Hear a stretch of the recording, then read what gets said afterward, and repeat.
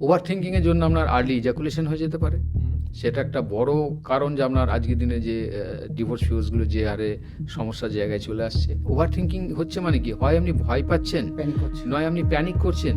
তো আপনি তো ফ্রি নন যে আপনি লাইফটাকে এনজয় করবেন। তো আপনার পার্টনারকে আপনি যেভাবে তার সঙ্গে কোঅপারেট করা উচিত, যে ধরনের আপনার ফিলিংস শেয়ার করা উচিত, সেগুলো সবই মেকানিক্যাল হয়ে যাবে এবং উনি কিন্তু অটোমেটিক্যালি আপনাকে আর সেইভাবে চাইবেন না।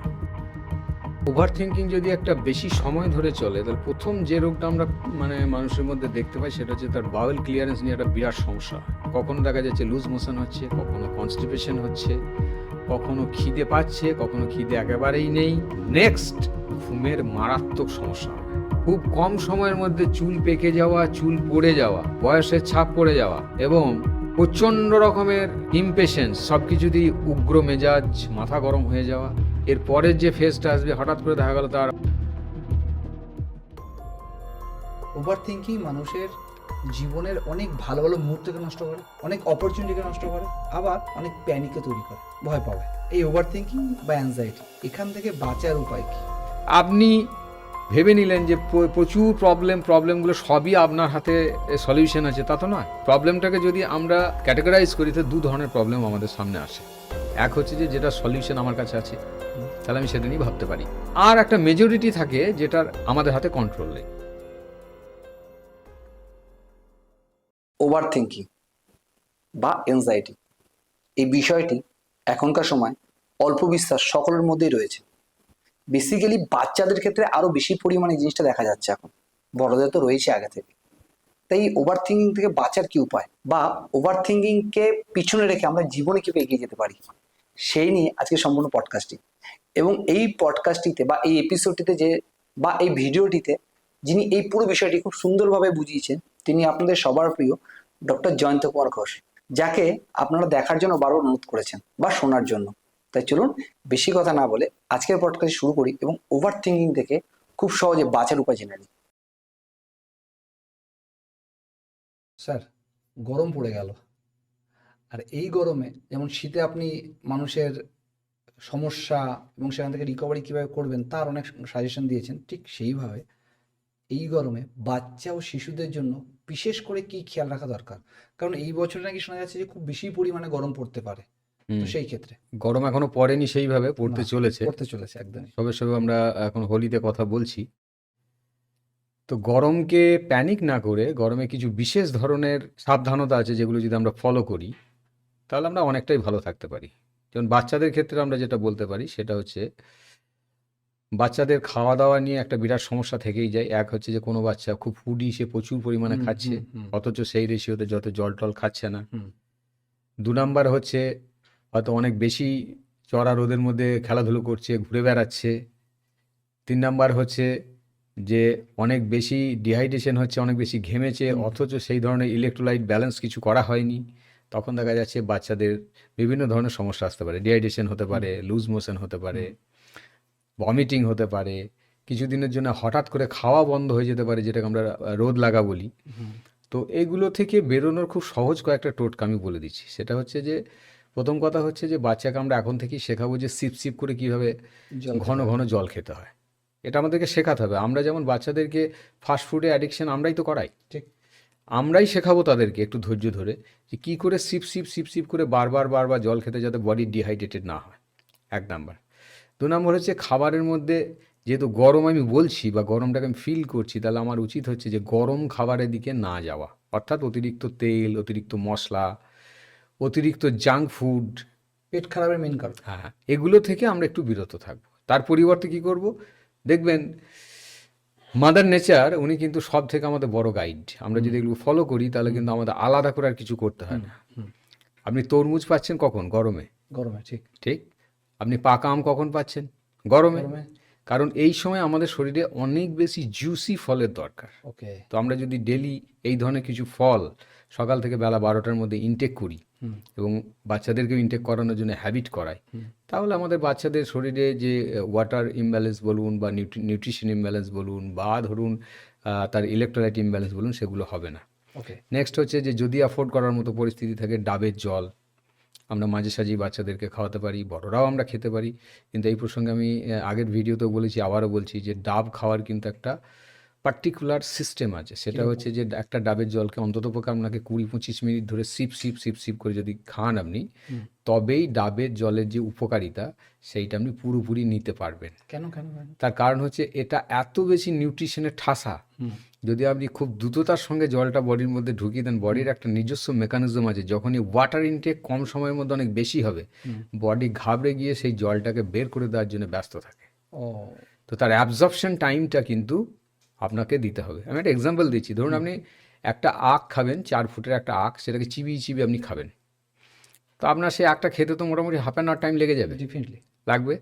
এবং আপনি তবেই তার জুসটাকে পুরো এনজয় করে খেতে পারছেন, এবং তার সঙ্গে প্রচুর পরিমাণ লালা কিন্তু আপনার শরীরের ভিতরে যাচ্ছে। বেশ, এখন আপনি যদি মেশিনে ক্রাশ করে ওই আখের রসটা ঢকঢক ঢকঢক করে খেয়ে নেন, ও আপনার খুব মিনিমাম কাজ করবে, বা নাও করতে পারে, না করলেও আপনার অবাক হওয়ার কিছু নেই। কারণ অত দ্রুততার সঙ্গে ও কিন্তু আপনার ওই নিউট্রিশনটাকে গুছিয়ে অ্যাবজর্ব করার পরিস্থিতিতে থাকবে না। হুম। ফলে আপনি পয়সাটা খরচা করলেন, কিন্তু তার যে এফিকেসি সেটা কিন্তু আপনি নাও পেতে পারেন। সেই জন্য গরমের সময় এই জিনিসগুলো যেমন আমরা নজর দেবো, চড়া রোদ থাকলে বাচ্চাকে একটু ছাতা ব্যবহার করানো, হঠাৎ করে আইসক্রিম, কোল্ড ড্রিঙ্কস, ফ্রিজের জল একেবারেই না দেওয়া। কারণ বডির যে ব্যালেন্স, বডির আমাদের 37 ডিগ্রি টেম্পারেচার মেনটেন করে, হঠাৎ করে আপনি ফ্রিজের জল দিয়ে দিলেন হয়তো 6 ডিগ্রি, 7 ডিগ্রি বা 5 ডিগ্রি এরকম ধরনের একটা কি 10 ডিগ্রি টেম্পারেচার জল, এই যেটা হিউজ টেম্পারেচার ডিফারেন্স হয়ে গেল, তো বডি কিন্তু আপসেট হয়ে যেতে পারে, এবং সেখানে খাবে। শকড হয়ে গিয়ে আপনার অনেক বড় ধরনের বিপত্তি হতে পারে, এবং এগুলো থেকে আমাদের বিরত থাকা উচিত। যদি আমাকে ওই রকম কিছু খেতেই হয়, তাহলে আমাকে বাড়িতে এসে একটা অ্যাডজাস্ট করে নিয়ে টেম্পারেচার, তারপর আমি যদি সিপ সিপ করে একটু সময় দিয়ে একটু আইসক্রিম খাই, হয়তো অতটা প্রবলেমেটিক হবে না। এই কমন কিছু জিনিস, এগুলো আমরা মেনে চলতেই পারি। গরম হ্যাঁ, ঠান্ডা যখন সিজন ফলটাকে যদি ঠিক টাইম করে আমরা খেতে পারি, তবে আমাদের শরীর অনেকটা ব্যালেন্স থাকবে। একদম। একটা মানুষের সকালটা কিরকম হওয়া উচিত? কোয়েশ্চেনটা খুবই ইন্টারেস্টিং কোয়েশ্চেন। সকালটা তো আমরা জানি যে চা কফি দিয়ে শুরু করা উচিত, কিন্তু ব্রেডে করে আসে ম্যাক্সিমাম হ্যাঁ, ফ্যামিলি। কিন্তু আমরা আজ পর্যন্ত মেডিকেলে কোথাও ম্যানুয়াল পাইনি যে সকালটা চা কফি দিয়ে শুরু করতে হবে। ঠিক আছে, রাদার এটা বলা যায় যে চা কফি এগুলো কিন্তু অনেকটাই অ্যাসিডিক ইন নেচার, এবং এর মধ্যে সুগার থাকে। তো কোনোভাবেই ঘুম থেকে উঠে ফ্রেশ ইন্টেস্টাইনের মধ্যে এরকম ধরনের কোনো ড্রিঙ্ক না দেওয়াটাই বুদ্ধিমানের কাজ। যদি দিয়ে ফেলেন তাহলে কি হবে, বডি অ্যাসিডিক হয়ে যাবে, পরবর্তী যে খাবারগুলো আপনি খাবেন সেই খাবারগুলো সব অ্যাসিডিক হবে, এবং আপনার শরীরে একটা অম্লত্ব তৈরি হবে। বিকেলের দিকে আপনার গলা বুক জ্বালা করবে, আপনার লিভারের চর্বি জমবে, এগুলো অনেক কিছু হতে পারে। কিন্তু একটা সিম্পল চেঞ্জ, যে আমি যে সিজনেই বিলং করি না কেন, দেখবেন সেই সিজনে মাদার নেচার কিন্তু কোনো না কোনো ফল আপনার জন্য রেডি করেছে। একদম। তো আপনি ঘুম থেকে উঠে একটু গরম জল নিয়ে নিলেন ফার্স্ট, আপনার ইন্টেস্টাইনের মুভমেন্টকে বাড়ানোর জন্য, এতে আপনার বাওয়েল ক্লিয়ার করতে হেল্প হবে। এরপরেই আপনি যেটা নিতে পারেন সেটা হচ্ছে যে কোনো ফ্রেশ ফ্রুটস।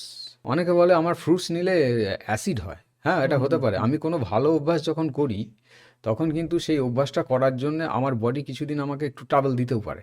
কিন্তু আপনি কিছুদিন কন্টিনিউ করুন, দেখবেন আপনি এত ওখান থেকে এনার্জি পাবেন, এত শরীরের মধ্যে আপনার একটা ভালো লাগা কাজ করবে, যে আপনি এখান থেকে আর সরতে চাইবেন না। যেমন ধরুন আমি বলি যে কেউ যখন কোনো একটা নেশাতে আসক্ত হয়, প্রথমেই কি তার সেই নেশাটা খুব ভালো লাগে? ভালো লাগে না। তার কিন্তু প্রথম দিকে ট্রাবল হয়, কিন্তু সেই ট্রাবলটাকে ওভারলুক করে যখন সে সেটা কন্টিনিউ করতে শুরু করে, that becomes the habit. Yes. তখন সেটা ছাড়া তার চলছে না। আপনি ফলটাকে ওরকম করে কিছুদিন যদি খেতে শুরু করেন, রাফলি 20-25 ডেজ, দেখবেন আপনার কিন্তু তখন আর সকালের দিকে ফল না খেয়ে আপনার চলছে না, একটা খালি অভ্যাসটা খালি তৈরি হয়ে লাগে, যাবে। অভ্যাস তৈরি হয়ে যাবে। এবং যেহেতু এটা একটা ন্যাচারাল ক্লেনজার বলি আমরা, এর মধ্যে প্রচুর বডিকে ডিটক্স করার ক্ষমতা আছে, সেহেতু আমি যদি ন্যাচারাল ক্লেনজার হিসেবে সিজনাল ফ্রুটসটা নিই, তাহলে আমার নিউট্রিশন, ক্লেনজিং এবং আমার এনার্জি, মুড, সব কিছু কন্ট্রোলড হয়ে গেল আমার ওই সকালের ফ্রুটস দিয়ে। কারণ আমার মুড যদি সারাদিন ভালো রাখতে হয়, তাহলে মর্নিং হ্যাবিটস কিন্তু আমার ঠিক করতে ঠিক হবে। করতে হবে। বেসিক্যালি আমরা সবাই কম বেশি সকালে চা কফি খেতে অভ্যস্ত, যেটা Yes. আপনি বললেন। অলরেডি একটা অভ্যাস হয়ে আছে, 30-40 বছর একটা অভ্যাস হয়ে আছে। তারা সেই চেঞ্জটা কিভাবে করবে, আর যদি চেঞ্জ না করতে পারে তার সলিউশন কি হতে পারে? আচ্ছা, প্রথম কথা হচ্ছে যে আমি কোনো চেঞ্জ করব কি করবো না, এটা আমারই সিদ্ধান্ত। ঠিক। দ্বিতীয়ত, শরীরটা আমার এই বোধটাকে নিজের মধ্যে জাগাতে হবে। একজন চিকিৎসক হিসেবে যেটা আমি দেখেছি, পেশেন্টদের মধ্যে একটা অলিখিত একটা কন্ডিশন কাজ করে যে আমি আপনার চিকিৎসায় আছি, মানে আমি যা কিছু করব সব দায়িত্ব আপনার। হুম। কোথাও না কোথাও এরকম একটা ন্যারেটিভ কিন্তু কাজ করে ডাইরেক্টলি ইনডাইরেক্টলি এটাই কাজ কাজ করে। করে এবং সে কোথায় কি করে আসছে সেটা খোঁজ খবর নিয়ে আমাদেরকে সেই মতো ট্রিটমেন্ট করতে হয়, যার জন্য আজকের ডেটে ট্রিটমেন্ট করাটা কিন্তু রিয়েলি টাফ। কে কোথায় কি খেয়ে এলো, কি করে এলো, সমস্ত খুঁটিনাটি জিজ্ঞেস করে মেডিসিন দেওয়ার পর তবে দেখা যায় তার একটু রেজাল্ট হচ্ছে। তো সেই জায়গায় দাঁড়িয়ে আমি মর্নিং হ্যাবিটস চেঞ্জ করব কি করবো না, এর সিদ্ধান্তটা আমার। তাহলে আমাকে প্রথমেই বুঝতে হচ্ছে কি যে শরীরটা আমার, এটা গেলে আমার যাবে, ডক্টরে যাবে না, ডক্টর একটা পেশেন্ট কমবে, ঠিক। আমার কি যাবে, আমার শরীরটাই যাবে। তো আমি চেঞ্জ কিভাবে করতে পারি? খুব অল্প ফ্রুটস দিয়ে আমি শুরু করতে পারি। আচ্ছা। এবং কোন ফ্রুটস? আমি যে ফ্রুটসটাকে ভালোবাসি এবং যে ফ্রুটসটাতে আমি কনফিডেন্ট, সেই ফ্রুটস আমি অল্প অল্প করে প্রথমে অভ্যাস করার জন্য শুরু করলাম, এবং তার 1-8 ঘন্টা পরে আমি যদি কোনো ড্রিঙ্ক নিতে চাই, সফট ড্রিঙ্ক, যেমন চা হোক কফি হোক, সেটা আমি নিলাম। এইভাবে করতে করতে একটা সময় যাবে যখন আমি নিজেকে নিজে বোঝাতে পারবো, যেটা এতদিন ভাবতাম যে খালি পেটে ফ্রুটস খেলে আমার প্রচুর অ্যাসিড হয়ে যাবে, অথচ হচ্ছে না। রাদার আমি অনেক বেটার ফিল করছি। আমার চেম্বারে প্রায় প্রতিদিনই কোনো না কোনো পেশেন্ট এসে বলেন, ডক্টর আগে আমাদের এটা খুব ভয় ছিল, কিন্তু এটা করার পর এখন দেখছি আমি একদম ফুরফুরে আছি। তো তখন তাদেরকে আর কিন্তু বলতে হয় না যে আর কি চেঞ্জ করতে হবে।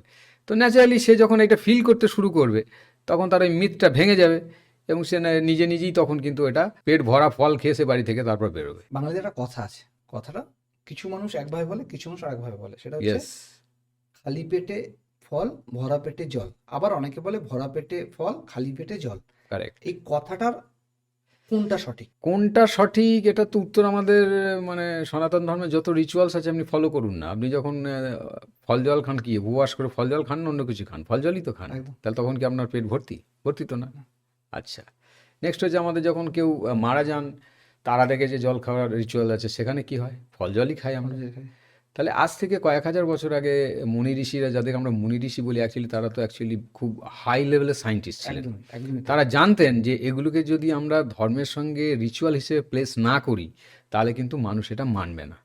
তার জন্যেই তারা কিন্তু করে দিয়ে গিয়েছেন যে আপনি খালি পেটে ফ্রুটস নিন, এই কারণে যে ফ্রুটস 2 to 3 আওয়ার্সের মধ্যে কমপ্লিটলি আপনার বডি ওটাকে অ্যাবজর্ব করে নিয়ে আপনাকে ভীষণভাবে এনার্জেটিক করে দিতে পারে, যেটা অন্য কোনো ফুড পারবে না। সেকেন্ড হচ্ছে ফ্রুটস থেকে আপনার এতক্ষণ যে খালি পেটে ছিলেন, ফ্রুটস নেওয়ার পরে আপনার কিন্তু বড় ধরনের বিপত্তির সম্ভাবনাটা অনেকটা কম থাকবে।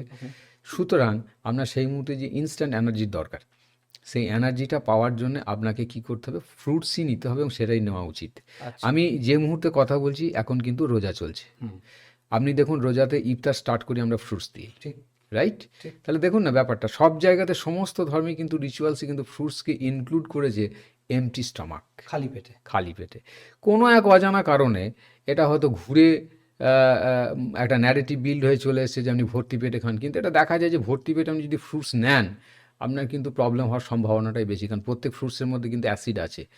সেই অ্যাসিডটা কিন্তু আপনার যে কার্বোহাইড্রেটটা আপনি নিলেন, সেটাতে কিন্তু অ্যাসিডিটি ক্রিয়েট করবে, এটা ভেরি ন্যাচারাল। সেই জন্য ফ্রুটস খালি পেটে নিতে যদি কেউ শুরু করে, আমি আবারও বলছি, প্রথম দিকে কি কয়েকটা দিন তার একটু অস্বস্তি হলেও হতে পারে, কিন্তু কন্টিনিউ করতে থাকলে বডি কিন্তু এটাকে গ্ল্যাডলি অ্যাকসেপ্ট করবে, কারণ বডি বুঝতে পারবে আমার যে খাবার দরকার সেটা আমি পেতে শুরু করেছি। একটা স্বাভাবিক মানুষের, মানে একটা প্রাপ্তবয়স্ক মানুষের বা বাচ্চাদের বা বয়স্ক মানুষের ঘুম কতক্ষণ হওয়া উচিত? আর যদি সঠিক সে না ঘুমায়, তার শরীরে কি কি প্রভাব পড়তে পারে? দেখুন, এমন একটা কোশ্চেন করলেন, এটা নিয়ে শুধু বলতে লাগলে শুধু ঘুমের উপরে একটা পডকাস্ট করে দেওয়া সম্ভব। এটা এত একটা ভাইটাল সাবজেক্ট। আচ্ছা। প্রথম কথা হচ্ছে যে ঘুম শুধু রিল্যাক্সেশন নয়, কিন্তু ঘুম ইটসেলফ একটা মেডিসিন, ওকে। এবং সেটা সব রোগের উপর ওর প্রভাব বিস্তার করার ক্ষমতা আছে। ওকে। হুম। এবং ঘুম যদি আপনি ঠিকঠাক না নিলেন বা ঘুমকে আপনি অ্যাভয়েড করলেন, ঘুমকে আপনি নেগলেক্ট করলেন, তাহলে এমন সিচুয়েশন হতে পারে যে পৃথিবীর এমন কোনো রোগ নাই যে রোগটা আপনার হতে পারে না, এতটাই ভাইটাল। সেকেন্ড হচ্ছে, ঘুম যদি ভালোবেসে কেউ এনজয় করে ঘুমাতে শুরু করে দেয়, তাতে আমাদের অভিজ্ঞতায় দেখেছি অনেক কঠিন কঠিন অসুখ তাদের কিন্তু সারতে শুরু করে দেয় আচ্ছা, ঘুম ঠিক হলে। ঘুম ঠিক হলে। সংখ্যাটা কত, মানে টাইমটা? এবার টাইমটা কিন্তু কন্ট্রোভার্সিয়াল। ওকে। ওকে, তবু আমি on an average 5 to 7 hours sleep তো ম্যান্ডেটারি, এটা তো নিতেই হবে। 5 to 7 আওয়ার্স। এবং কোনো কোনো ক্ষেত্রে যদি আপনার অপশান থাকে, আপনি আরও একটু বেশি ঘুমালেও ঘুমাতে পারেন, তাতে কোনো সমস্যা নেই, কারণ আপনি যখন ঘুমাচ্ছেন বডি কিন্তু অ্যাকচুয়ালি রিপেয়ারিং মোডে আছে। আপনি যখন জেগে আছেন, আপনি তো জানেন না কোথায় কোথায় কী কী ক্ষতি করে এলেন, ঠিক। তাহলে সেই রিপেয়ারটা কখন হবে? ঘুমের মধ্যে হবে। এখন দেখা গেল উইকলি হয়তো 2 দিন 3 দিন আপনি অতটা ঘুমাননি, তাহলে বাকি দিনগুলো যদি আপনি প্রপারলি না ঘুমান, তাহলে যে ড্যামেজটা ছিল সেটাই ক্যারি ফরওয়ার্ড হচ্ছে। ওকে। ক্যারি ফরওয়ার্ড হতে হতে একটা সময় কিন্তু আপনার ব্রেকডাউন হয়ে যাবে, নার্ভাস ব্রেকডাউন। হঠাৎ করে কি হতে পারে, আপনি ভুলতে শুরু করলেন, আপনার মনে থাকছে না, আপনি চিড়চিড়াপন, আপনি মানে আপনার পেশেন্স থাকছে না, আপনি হুটহাট রেগে যাচ্ছেন। হঠাৎ আপনি লক্ষ্য করলেন আপনার বিপিটা বাড়তে শুরু করেছে, এবং অদ্ভুতভাবে আজকের ডেটে যেটা একটা ফেনোমেনা, বিপিটা বাড়তে শুরু করেছে, আপনি ঘুমাচ্ছেন না, আপনি ডক্টরের কাছে গেলেন, সঙ্গে সঙ্গে উনি দেখে আপনাকে একটা বিপির মেডিসিন লিখে দিলেন, অ্যান্ড ইউ স্টার্টেড ইট। তারপর উনি বলে দিলেন এটা সারা জীবন আর কোনদিন ছাড়া যাবে না। আপনি ভিক্টিমাইজড হয়ে গেলেন। আপনি যদি 2 দিন ঘুমিয়ে গিয়ে বিপিটা আবার চেক করেন, দেখবেন বিপিটা নর্মাল এসে গেছে। আপনি বললেন 5 থেকে 7 ঘন্টা মিনিমাম একটা টাইমে, কেউ দিনে কেউ রাতে 4 ঘন্টা ঘুমাচ্ছে, বাকি সে যদি দুপুরে আরো 2 ঘন্টা ঘুমিয়ে নেয়, তবে কি সেটা ব্যালেন্স হয় নাকি না সেটা ব্যালেন্স হয় না? এটা এক্স্যাক্টলি যে ব্যালেন্সটা আপনি বলছেন সেটা কিন্তু পসিবল নয়। তার কারণ হচ্ছে আমাদের হিউম্যান বডিটা পুরো ক্রোনোলজি ফলো করে চলে, ওকে। এবং সেই ক্রোনোলজিটা কিন্তু আগে থেকেই ফিক্স করা আছে। যেমন আপনি যদি রাত 12টার আগে, অর্থাৎ 10:30 কি 11:15টার দিকে ঘুমিয়ে পড়লেন এবং ভোর 5টা 5:30টায় উঠলেন, এই যে আপনি ফ্রেশনেসটা আপনি ফিল করবেন, এই ঘুমটা আপনি রাত্রি 12টা বা 1টায় ঘুমিয়ে 8টায় উঠলেন, এই ফ্রেশনেস কিন্তু আপনি পাবেন না। ওকে। তার মানে এখানে বোঝাই যায় যে কোনো একটা বায়োলজিক্যাল ক্লক আপনাকে কন্ট্রোল করছে।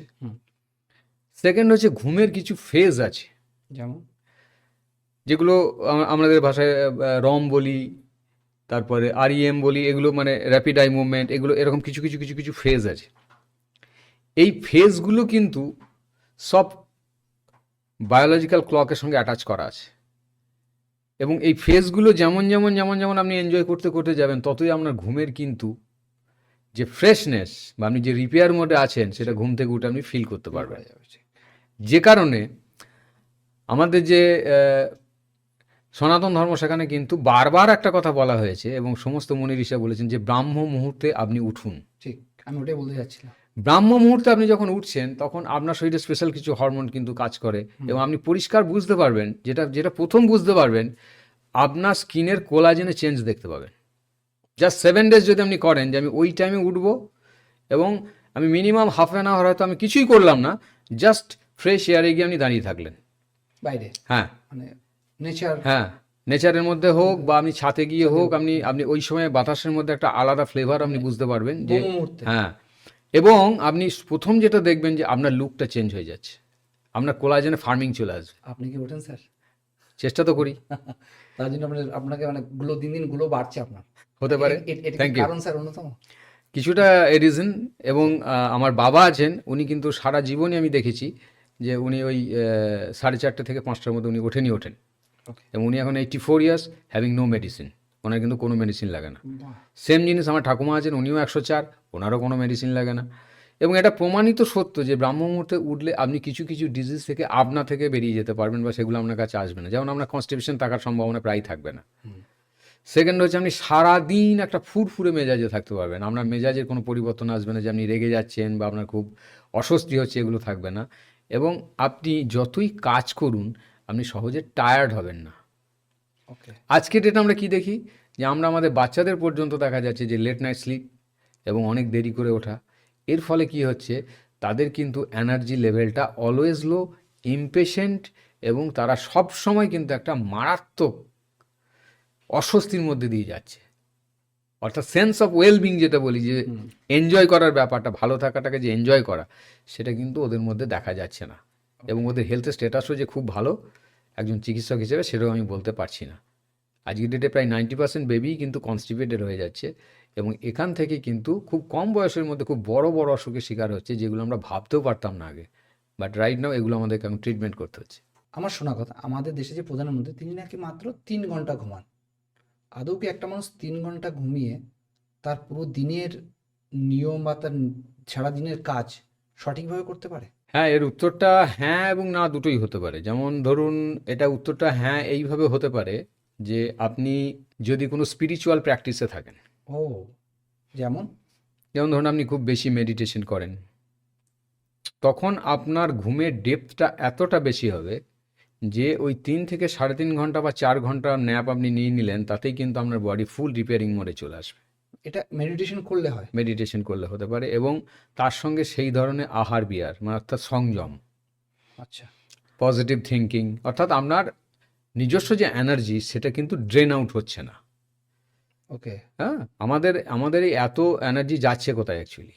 আমাদের মধ্যে তো প্রচুর এনার্জি দিয়েছেন। আমরা একটা মানুষ দেখা যায় on an average per day 50,000 চিন্তা করে। হুম হুম। এটা একটা ফ্লো, এটা আপনি থামাতে পারবেন না। এই ফ্লো অফ থিঙ্কিংকে আপনি থামাতে পারবেন না, কিন্তু তার ক্যারেক্টারটাকে চেঞ্জ করে দেওয়ার ক্ষমতা আপনার হাতে দেওয়া আছে। অর্থাৎ আপনি কতগুলো পজিটিভ থিঙ্কিংয়ের মধ্যে আছেন, যেটা একটা শিশুদের মধ্যে দেখা যায় যে তারা কনস্ট্যান্ট পজিটিভ থিঙ্কিং করে বলে, একদম যারা মানে কিডস আর কি, যারা খুব খিলখিল করে হাসে, তাদের মধ্যে দেখবেন কোনো ক্লান্তি নেই। না। আবার যখন সে ক্লান্ত হয়ে পড়লো তখন কিন্তু সে ঘুমানোর জন্য দেরিও করে না, সে না, কিন্তু ইনস্ট্যান্ট শুয়ে ঘুমিয়ে পড়ে। পড়লো। ঠিক, অর্থাৎ ঠিক। তার কিন্তু একটা মানে নর্মাল ফেনোমেনা আছে, ফ্ললেস একদম। তো তাদের ক্ষেত্রে দেখা যাচ্ছে কি, যে তারা কন্টিনিউয়াস পজিটিভ এনার্জিতে থাকার জন্যে তাদের কিন্তু এনার্জি ড্রেন আউট খুব কম হচ্ছে। তো আমাদের প্রাপ্তবয়স্ক মানুষ প্রাপ্তবয়স্ক মানুষের কিন্তু সারাদিনে একটা হিউজ এনার্জি তাদের লস হয়ে যায় নেগেটিভ থিঙ্কিংয়ের কারণে। শুধু আশঙ্কা, এটা হয়ে যাবে, ওটা হয়ে যাবে, এটা হলো না, কেন হলো না, অতীত নিয়ে চিন্তা ভাবনা, ফিউচার নিয়ে চিন্তা ভাবনা, প্রেজেন্ট নিয়ে চিন্তা ভাবনাটা যত বাড়বে, তত ওই যে 50,000 থিঙ্কিং আমরা করছি, ওর মধ্যে কিন্তু পজিটিভিটি সংখ্যাটা বেড়ে যাবে। ওই সংখ্যা যত বাড়বে, তত আপনাকে দেখেই বোঝা যাবে যে you are a positive person. আজকে পডকাস্টটা লম্বা হতে চলেছে, কারণ আপনি যে টপিকটা তুললেন সেটা প্রচুর মানুষের সমস্যা, যেটা নিয়ে আপনাকে এখন আই থিঙ্ক সো। হ্যাঁ, যেটা নিয়ে এখন ডিসকাস করতেই হবে। সেটা হচ্ছে দুটো কথা বললেন, একটা হচ্ছে মেডিটেশন, একটা বললেন আমরা এত বেশি ওভার থিঙ্কিং, বেসিক্যালি আপনি ওভার থিঙ্কিং এর কথা বললেন যে Yes. আমরা ভবিষ্যতের কথা, কি হবে, এই মানুষটি আমাকে কি বলতে পারে, ওই কাজটা আমার হবে কিনা, ওই পেমেন্টটা আমার আসবে কিনা, এই কাজটা আমি কয়ব, এইটা নিয়ে প্রচুর চিন্তা থাকে মানুষের। এখান থেকে সহজভাবে বেরোতে বেসিক্যালি এনজাইটি, আমি যদি এক কথায় পুরো সামারি বলি, এনজাইটি প্রচুর কাজ করে। এবং এনজাইটি হচ্ছে এখনকার সময় ছোট ছোট বাচ্চা বলুন বা বয়স্ক বলুন, সবার সমস্যা। ইয়েস। এখান থেকে বাঁচার সব থেকে ভালো উপায় কি, যাতে তার এনার্জি ড্রেন আউট না হয়, ওভার থিঙ্কিং কমে, এবং এর সাথে মেডিটেশনের সম্পর্ক কি? কোয়েশ্চেনটা খুবই ইন্টারেস্টিং, কিন্তু মানে আনসারটা ততটাই কমপ্লিকেটেড। তবু আমি কতটা সহজ করে আমি বলতে তো পারি। সহজ করে দিই বিষয়টা। হ্যাঁ, আমরা প্রথমে মেডিটেশনের কথা বলি, তারপর আমরা ওভার থিঙ্কিং নিয়ে কথা বলি। ওকে। তবে আশা করি সিরিয়ালটা বা বিষয়টা আরো ভালোভাবে বোঝা যাবে। Yes yes. আমাদের জীবনে মেডিটেশনের কি ভূমিকা এবং Fine. মেডিটেশন কি কিভাবে করা যেতে পারে? ওকে, দেখুন, এই মেডিটেশন করা, এই শব্দটার মধ্যেই কিন্তু কোথাও না কোথাও একটা ভুল ভ্রান্তি লুকিয়ে রয়েছে। কিরকম? কারণ মেডিটেশন করা যায় না, মাইন্ড অটোমেটিক্যালি মেডিটেটিভ মোডে চলে যাবে যদি আপনি সেরকম ধরনের কিছু অ্যাকশন নেন। যেমন? আপনি কি শ্বাস প্রশ্বাস কাউকে জানিয়ে নেন? না। তো এটা তো একটা অটোনোমাস প্রসেস, অটোমেটিক্যালি হচ্ছে, ফাইন। কিন্তু আমার আপনার শ্বাস প্রশ্বাসের সঙ্গে একজন স্পিরিচুয়াল পার্সনের শ্বাস প্রশ্বাসের ডিফারেন্স হচ্ছে, উনি শ্বাস প্রশ্বাসটা কিন্তু সচেতনভাবে নেন, কারেক্ট? আমরা অচেতনভাবে নিই এবং ইরেগুলারলি। ঠিক।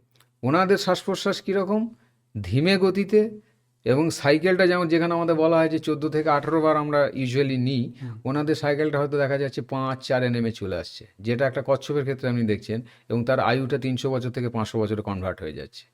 তাহলে এরকম একটা ভাইটাল কাজ শ্বাস প্রশ্বাস, সেটা যদি আমরা একটু ঠিকঠাকভাবে গুছিয়ে করা শুরু করি, তাহলে আপনি যে কথাগুলো এতক্ষণ ধরে বললেন তার কোনোটারই এক্সিস্টেন্স থাকবে না। Just follow your thought.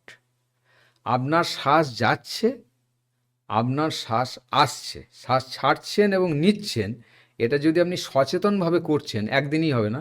Just you follow your ব্রিদিংকে ফলো করতে করতে আপনি বুঝতে পারবেন তার কোথায় ইরেগুলারিটি আছে।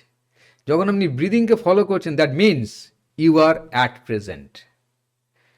আপনি প্রেজেন্টে আছেন, আপনি যত প্রেজেন্টে আছেন তত আপনার মধ্যে হ্যাপিনেস, কারেক্ট? আচ্ছা। এটা যত আপনি কন্টিনিউ করছেন, আপনা থেকে মাইন্ড মেডিটেটিভ মোডে চলে যাচ্ছে, এবং আপনি আর সেখান থেকে নিজে থেকেই বেরোতে চাইবেন না।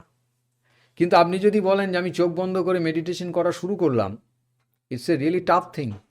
যখনই চোখটা বন্ধ করবেন, হাজারের জায়গায় লাখে লাখে চিন্তা আপনার মাথায় এসে ভিড় করা শুরু করবে, এবং আপনি কিন্তু আর বসে থাকতে পারছেন না, তখন আপনার ব্যস্ত লাগবে। ঠিক ঠিক। কিন্তু আপনি যদি খুব একটা কমন ফেনোমেনা বলছি, যখন আপনি প্রচুর জোরে হাসছেন, তখন দেখবেন আপনার ব্রিদিং স্প্যানটা অনেক বড় হয়ে যাচ্ছে, রাইট? আপনি প্রচণ্ড দুঃখ পেয়েছেন, আপনার যেন শ্বাস আর চলছেই না, হুম কারেক্ট? হুম আবার আপনি একটু অ্যাংজাইটির মধ্যে আছেন, তখন দেখবেন আপনার হয়তো ভয় পেয়ে গেছেন খুব, বা ছুটেছেন, আপনার ব্রিদিং স্পেসটা ছোট হয়ে গিয়ে তার সংখ্যাটা বেড়ে গেল। বেড়ে গেছে, ঠিক। তার মানে আমার ইমোশন আর ব্রিদিং কোথাও না কোথাও একসাথে বাধা রয়েছে, ঠিকই তাই, কারণ আমরা বেশি ঘাবড়ে গেলে আমাদের শ্বাস প্রশ্বাস জোরে পড়বে। জোরে পড়বে। আমরা কোনো মন্দিরে বা কোনো তীর্থস্থানে গেলে, মানে কোনো ঠাকুরের কাছে গেলে, তখন কিন্তু আমরা স্লো মুভ করি, কারণ আমাদের বিহেভিয়ারের সাথে এটা কানেক্ট থাকে। ইয়েস, তাহলে এটা বোঝা গেল যে আপনার ব্রিদিং আপনার মাইন্ডকে কন্ট্রোল করছে। ঠিক। আপনি যদি ব্রিদিংটাকে ফলো করতে শুরু করছেন, তাহলে অ্যাকচুয়ালি ফলো করছেন কাকে? মাইন্ডকে। একদমই তাই। আপনি মেডিটেশনে কি চাইছিলেন? মাইন্ডকে কামনেস চাইছিলেন তো, হুম বা একটা মাইন্ড স্ট্যান্ড স্টিল অবস্থায় আসবে। হুম হুম তো আপনি ব্রিদিংকে যদি সেইভাবে আস্তে আস্তে আস্তে আস্তে টিউন করে দেন, ও অটোমেটিক্যালি মেডিটেটিভ স্টেজে চলে যাবে, এবং আপনার মধ্যে একটা ক্ল্যারিটি অফ মাইন্ড ডেভেলপ করবে, যেখান থেকে আপনি বুঝতে পারবেন যে কোন চিন্তাটা আপনার করার দরকার আছে, কতটা করার দরকার আছে, আর কোন চিন্তাটা আপনার করার একেবারেই দরকার নেই। মানে ব্যালেন্স আসবে। ব্যালেন্স এসে যাবে। এবার একটা প্রশ্ন থাকছে এখানে, যে আপনি বললেন যে আমি মেডিটেট করতে বসছি, তখন আমার চিন্তাগুলো আসছে, তবে আদৌ এই সময়টা কখন হওয়া উচিত যেখানে আমি আমার শ্বাস প্রশ্বাসকে আমি কন্ট্রোল করার বা গোনা শুরু করব, বা আমি ভাবা শুরু করবো আমি কতটা শ্বাস নিচ্ছি, কতটা ছাড়ছি, মানে বেসিক্যালি মেডিটেটিভ মোডে যাওয়ার যে সিচুয়েশনটা, সেটা কিভাবে তৈরি করব?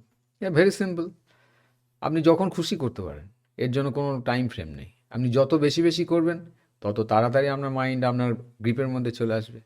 আপনি যত কম কম করবেন, তত একটু সময় বেশি লাগবে, কিন্তু আপনি যেভাবেই করুন না কেন, আপনি রেজাল্টটা পাবেন। এখানে যে জিনিসটা সব থেকে বেশি আমি জোর দিয়ে বলবো, শ্বাস নেওয়ার থেকে শ্বাস যেন পুরোটা ছাড়ছি, এইটাতে যদি আমি কনসেন্ট্রেট করি, ওকে। মানে পুরো আমি ব্রিথ আউট করে দিলাম একদম।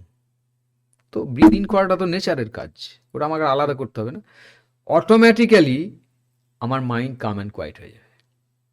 কিন্তু আমরা যদি এক জায়গায় না বসি, ধরুন আমি আপনার সাথে কথা বলছি, এই সময় যদি আমি ভাবি যে আমি আমার শ্বাস প্রশ্বাসকে আমি ছাড়াটা ফিল করবো বা নেওয়াটা ফিল করবো, সেটা তো পসিবল হয়ে ওঠে না। সেক্ষেত্রে কোনো একটা টাইম বেঁধে দাও, ঠিক না? এর উত্তরটা গীতায় বলে দেওয়া আছে, সেটা হচ্ছে অভ্যাস যোগ। আচ্ছা। আপনি যে কোনো একটা কাজ যদি অভ্যাসে পরিণত করে ফেলেন, সেটার জন্য আপনাকে আলাদা করে ভাবতে হয় না। আপনি প্রথম যখন সাইকেল চালানো শিখছিলেন, হুম আপনি প্যাডেলের দিকে তাকাতেন, হুম পাটা স্লিপ করে যাচ্ছে কিনা। ঠিক। তারপর আপনাকে কেউ বললো যে ওইভাবে হবে না, সামনের লোকটাকে চাপা দেবে, হুম তখন আপনি সামনে তাকাতে শুরু করলেন, হুম কনফিডেন্ট হলেন। হুম যখন আপনি আরেকটু কনফিডেন্ট হলেন, তখন এক হাতে হ্যান্ডেল ধরে সাইকেল চালাচ্ছেন। হুম তারপর আপনি ফোনে কথা বলতে বলতে এক হাতে সাইকেল চালাতে চালাতে আপনি দিব্যি চলে যাচ্ছেন, কোনো অ্যাক্সিডেন্ট হচ্ছে না। হুম। প্যাডেলটা আপনি করছেন কি করে? অভ্যাস। Same thing. আমরা এগুলোকে এত বেশি প্রায়োরিটি দিয়ে ভাবি যে meditation something big event, nothing, very simple. আপনি যে কাজটাকে মনকে বলে দিলেন, এটা কিন্তু খুব কঠিন, মন আগে থেকেই তো স্কেপটিক হয়ে গেল। মেডিটেট করার যখনই কথা আসে, তখন অনেক রকম বিষয়গুলো সামনে আসে। কেউ বলে জব করতে পারো, কেউ বলে যে এক জায়গায় বসে চুপচাপ যা ধ্যান, যা আসছে মনে তাই আসতে দাও, যা বেরোচ্ছে বেরোতে দাও। আবার আপনি বলছেন যে শুধু নিঃশ্বাস প্রশ্বাসে ফোকাস করো। আদৌ মানুষ করবে কোনটি? তার যেটাতে ভক্তি, তার আচ্ছা। যেটার সঙ্গে মনে But হচ্ছে কাজ বেশি, একই হবে। কাজ একই। আপনি যে জপা করেন, হুম ওটা অ্যাকচুয়ালি কি করা হয়? একই জায়গায় মাইন্ডকে গোল গোল গোল গোল আপনি ঘোরাচ্ছেন। ঠিক। তো ঘুরতে ঘুরতে ঘুরতে ঘুরতে কি করছেন? আপনি অভ্যাসে পরিণত করলেন কিনা? তাই। তাহলে গীতার সেই অভ্যাস যোগ আবার ফিরে এলো তো। হুম তো মানে আপনি তবে কি আমার একই কাজ করবে? একই কাজ। ওকে। মানে যেভাবেই হোক, হ্যাঁ, তুমি সূত্রটা করো, মানে ফলোটা করো। মানে মাইন্ডকে ছোটবেলায় আপনার মনে আছে যে ওই বদমাইশি করার জন্য কারোর ঘাড়ের উপরে হয়তো আতস কাঁচটা গিয়ে ধরেছেন, তার জ্বালা করতে শুরু ঠিক, করে, ঠিক। কিন্তু সেখানে একটা কন্ডিশন ছিল, কাঁচটা নড়ানো যাবে না। হুম এক্স্যাক্টলি। ঠিক। মাইন্ডের কাজ কিন্তু ওটাই, যে মাইন্ডকে আপনি যত না নাড়িয়ে একই জায়গায় কনসেন্ট্রেট করতে অর্ডার করছেন, ও কিন্তু ততই আস্তে আস্তে আস্তে আস্তে বাধ্য হয়ে যাবে। একদম কিন্তু এখানে একটাই শর্ত। টুইস্ট আছে, সেটা হচ্ছে ও বারবার আপনার সঙ্গে কিন্তু জাগলারি করবে, যেটাই হয় বেসিক্যালি। কিন্তু ততই আপনাকে ওর জাগলারিকে প্রায়োরিটি না দিয়ে একই কাজ করে যেতে হবে। ঠিক। এবার আমাদের সেকেন্ড যে পয়েন্টটা ছিল, হচ্ছে ওভার থিঙ্কিং। এই ওভার থিঙ্কিং মানুষকে অনেক কিছু করায়। ইয়েস, ওভার থিঙ্কিং মানুষের জীবনের অনেক ভালো ভালো মুহূর্তকে নষ্ট করে, অনেক অপরচুনিটিকে নষ্ট করে, আবার অনেক প্যানিকও তৈরি করে, ভয় পাওয়ায়। কোনো একটা থিঙ্কিং, কোনো একটা ভাবনা নিয়ে ভেবেই যাচ্ছি, যেটা আমি ওটা নিয়ে ভয় পাচ্ছি, আদৌ হয়তো কোনো বিষয়টা কোনো কিছুই নাই। এই ওভার থিঙ্কিং বা অ্যাংজাইটি, এখান থেকে বাঁচার উপায় কি? মেডিটেশনের হাত ধরে, মেডিটেট হাত ছাড়া, সারাদিনে যদি আমি 70-75টা পেশেন্ট দেখি, হুম আজকে ডেটের পিকচার বলছি, হুম। অন্তত পক্ষে 20-25টা পেশেন্ট থাকে ওভার থিঙ্কিংয়ের, মানে তার তার যে প্রবলেমটাই সে নিয়ে এসছে সেটা হয়েছে ওভার থিঙ্কিং থেকে। ক্লিয়ার? তো যখন আমি তাকে জিজ্ঞেস করি যে আচ্ছা আপনি একটু যে কোনো বিষয় নিয়ে বেশি চিন্তা করেন, একটু বেশি সাবধানী, বলে হ্যাঁ আমি প্রচণ্ড সাবধানী, আমি অনেক দূর অবধি ভেবে নিই। হুম। আমি তখন মজা করে তাকে বলি আচ্ছা বলুন তো এখন থেকে 5 মিনিট পর কি কি ঘটনা ঘটবে বলুন। আচ্ছা। সেখানে একটা অবাক হয়ে যায়, বলে এটা কি করে বলবো আমি, তাহলে আপনি 5 মিনিট পর কি হবে সেটা যখন জানেন না, আপনি কি করে জানলেন আজ থেকে 5 বছর পর কি হবে, ঠিক তাই। 1 বছর পর কি হবে? তো তখন জিজ্ঞেস করে এর মানেটা কি? এর মানেটা তো গীতাতে পরিষ্কার পরিচ্ছন্ন বলে দেওয়া আছে যে যা হয়েছে ভালো হয়েছে, যা হচ্ছে ভালো হচ্ছে, যা হবে ভালো হবে। অর্থাৎ সব কিছু কি আপনি এনজয় করুন, এটাই তো মেসেজ দেওয়া আছে। আপনি ভেবে নিলেন যে প্রচুর প্রবলেমগুলো সবই আপনার হাতে সলিউশন আছে, তা তো নয়। না। প্রবলেমটাকে যদি আমরা ক্যাটেগরাইজ করি তো 2 ধরনের প্রবলেম আমাদের সামনে আসে। এক হচ্ছে যে যেটা সলিউশন আমার কাছে আছে, হুম। তাহলে আমি সেটা নিয়ে ভাবতে পারি এবং সেটা ফ্রুটফুল থিঙ্কিং ঠিক। বা ভাবা উচিত। আর একটা মেজরিটি থাকে যেটার আমাদের হাতে কন্ট্রোল নেই। যেমন ধরুন আমার একটা কন্যা সন্তান আছে, হুম। তো আমি কি করে প্রেডিক্ট করব ও কতটা পড়াশুনো করবে, ও কত দূর যাবে, কি করবে না করবে, না হলে এইটা নিয়ে আমি যদি এখন ভাবতে শুরু করি, তাহলে আজকের ডেটে ডাক্তার হিসেবে আমার যে কাজটা সেটা আমি করতে পারবো না। তাহলে ওইটা আমার কিন্তু চিন্তা না। আমি যেটা করতে পারি যে ওর পড়াশোনার জন্য যা যা দরকার সেগুলো প্রোভাইড করা, তাকে একটু গাইড করা, বাকিটা তো সময় বলবে। ক্লিয়ার? এইটা হয়ে গেল একটা ক্রিস্টাল ক্লিয়ার থিঙ্কিং। কিন্তু যদি আমি এটা ভাবতে শুরু করি তাই তো ও যদি ভালো রেজাল্ট না করে তাহলে ও তো ভালো কিছু পাবে না, ভালো কিছু না পেলে ও তো কিছু করতে পারবে না, ও যদি কিছু না করতে পারে ওকে তাহলে ভালো পাত্রস্থ করা যাবে না, তাহলে ওর জীবনটা ব্যর্থ হয়ে গেল, তারপরে এই এটার তো কোনো মানে হয় না। কারণ আমরা সফলতাটাকে যেভাবে মিন করি অ্যাকচুয়ালি তো সফলতার না। মানেটা তা নয়। ঠিক না। বারবার ইতিহাসে তার প্রমাণ আছে। ও যা করার জন্য পৃথিবীতে এসেছে, আবার সেই গীতার কথা বলছি যে আমরা স্ক্রিপ্টেড, একদম। আমার এখানে আসার জন্য একটা পারপাস আছে, হুম। সেই পারপাসটা সার্ভ করার জন্য আমি এসেছি। ঠিক। ও এসেছে, ও আমার থ্রু দিয়ে এসেছে, কিন্তু কোথাও যেন মনে হলো আমি রাজা ও প্রজা, আমি যা বলবো আমি যে মতো ভাববো ওকে সেই মতোই করতে হবে। এইটা যখন মিসম্যাচ হচ্ছে তখন আমার ওভার থিঙ্কিং হবে। কিন্তু আমি এখান থেকে যদি খুব ইজিলি বেরোনোর চেষ্টা করি তাহলে আমাকে ভাবতে হবে ও একটা আলাদা আইডেন্টিটি, আমি একটা আলাদা আইডেন্টিটি, আমাদের দুজনেরই কিছু কিছু মিউচুয়াল আন্ডারস্ট্যান্ডিং, কিছু মিউচুয়াল কাজ আছে যেগুলো আমরা করব, তারপরে এন্ড রেজাল্ট যা হবে সেটাই আমরা মেনে নেব। No over thinking, just fun. As a motivator, as a ভালো স্পিকার, আপনি কথা খুব ভালো বললেন। ইফ ইউ ডোন্ট মাইন্ড, আমি যে প্রশ্নটা করতে যাচ্ছি সেটা হয়তো একটু শুনতে খারাপ লাগবে, বাট বিষয়টা হচ্ছে বাস্তবে এটা যারা লড়াই করছে তাদের ক্ষেত্রে খুব কঠিন হয়ে পড়ে। কারণ আমি অনেক মানুষের সাথে কথা বলি, অনেকের সমস্যা নিয়ে আমার সাথে ডিসকাস হয় ছোটোখাটো, ইয়েস ইয়েস। এবং যার ফলে অনেকে শোনা যায় যে আমি এনজাইটির জন্য বা ওভার থিঙ্কিংয়ের জন্য আমি মেডিসিন নিয়ে ছাড়া রাতে ঘুমাতে পারি না। হুম। তাই তো? তার মানে তার মাথায় কোনো না কোনো জায়গায়, আপনি অভ্যাসের কথা বলেন কিছু না আগে, তার মানে কিছু একটা অভ্যাস অলরেডি তার ব্রেনে পুশ হয়ে আছে, হুম। এবং যার ফলে সে মেডিসিন নিতে হচ্ছে, যার ফলে সে রাতে ঘুমাতে পারছে। হুম। অ্যাজ এ ডক্টর আপনি কিভাবে গাইড করবেন এই জায়গায়, যে যেহেতু মেডিসিন ছাড়া, আর আপনি নিজেই বলেছেন যে অ্যালোপ্যাথি মেডিসিন একটা নেওয়া মানে তার সাথে কিছু না কিছু জিনিসকে আমন্ত্রণ করা। হুম। অ্যাজ এ হোমিওপ্যাথি ডাক্তার আপনি কিভাবে এই ব্যাপারটা অ্যাজ এ পেশেন্টকে রিকভারি করাবেন? কারেক্ট। প্রথম কথা হচ্ছে যে কোনো প্যাথির কাজই হচ্ছে একটা পেশেন্টকে একটা ভালো কন্ডিশনে নিয়ে এসে একটা ভালো জীবন উপহার দেয়। এটা আমাদের একদমই তাই। ডক্টরদের, এটা আমাদের মোটো। একদমই তাই। বেশ, এখন পেশেন্টকেও ভাবতে হবে যে আমি যেটা আগেই বলছিলাম যে শরীরটা কিন্তু তার, হুম। লাইফটা তার, হুম। তাহলে রেসপন্সিবিলিটি তারও কিন্তু 50% বা 60% বর্তায়, ডক্টরের যদি 40% 50% থাকে। তো তার লাইফস্টাইলের মধ্যে কী কী চেঞ্জ আনতে হবে সেটা আগে দেখতে হবে স্টাডি করে। যেমন তার খাদ্যাভ্যাস একটা বড় কারণ আপনি অ্যাংজাইটি। যে কোনো একটা আপনার পেশেন্টের উদাহরণ দিয়ে পুরো ব্যাপারটা বোঝাতে পারেন। এক ভদ্রলোক আমার কাছে এলেন ডায়াবেটিসের একটা সমস্যা নিয়ে, হুম। এবং উনি বাই প্রফেশন টিচার। হুম। উনি একটা এমন সিমটমের কথা বললেন যেটা আমি বোধহয় আমার প্র্যাকটিসিং লাইফে কখনো পাইনি। সেটা হচ্ছে যে উনি বলছেন যে একটা কোনো সাবজেক্ট আমি ভাবতে শুরু করলাম, হুম। ভাবতে এমন একটা স্টেজে চলে গেলাম যে আমার হয়তো ঘুম এসে গেল, কিন্তু আমার ঘুমের মধ্যেও ওই ভাবনাটা চলছে। এই করতে করতে আমি দেখলাম সকাল হয়ে গেল। এবং আমি যখন ওনাকে জিজ্ঞেস করলাম আচ্ছা এত সুগার আপনার কি করে হলো, যদিও এখন কন্ট্রোলড, উইদাউট মেডিসিনই কন্ট্রোলড, এবং উনি নিজেকে চেঞ্জ করেছেন অনেক। বললো যে আমি ডিউরিং লকডাউন প্রচুর চিপস, কোল্ড ড্রিঙ্কস, তারপরে বিভিন্ন রকম ভাজা খাবার, ফাস্ট ফুড, এগুলো খেতাম। আমি খুব ফুডি ছিলাম, আমার কোনো ফিজিক্যাল ওয়ার্ক ছিল না, তো আমার প্রচুর সুগার লেভেল হাই হয়ে যায়। তখন আমি আস্তে আস্তে আস্তে নিজেকে চেক করে পুরো একদম ফ্রুট ডায়েট, ফাস্টিং, এবং তার সঙ্গে কিছু হোমিও মেডিসিন উনি নিয়েছিলেন, যেহেতু ওনার বাবা হোমিও প্র্যাকটিস করতেন। এবং এখন কিন্তু ওনার ওই লাইফস্টাইল থেকে উনি বেরিয়ে এসছেন, এবং ওনার ওই অভ্যেসটা কিন্তু যায়নি, over thinking. Over thinking. Okay. তো ফাইন, উনি আমাকে এসে বললেন, আমি চিন্তা ভাবনা করে ওনার হিস্ট্রি নিয়ে যখন মেডিসিন দিলাম, এবং আমি ওনার আরও কিছু খাদ্যাভ্যাসে পরিবর্তন করে দিলাম। যেমন প্রথম যেটা করলাম যে আপনি সানসেটের পর আর কিছু খাবেন না। এটাই কি ওভার থিঙ্কিং একটা মূল কারণ? আমি বলে দিচ্ছি, সানসেটের পর অর্থাৎ 6:30 7টার পর আপনি যখনই ফুড নেবেন, সেই ফুডটাকে ডাইজেস্ট করা যে কোনো মানুষের জন্য খুব কঠিন হয়ে যায়। ওকে।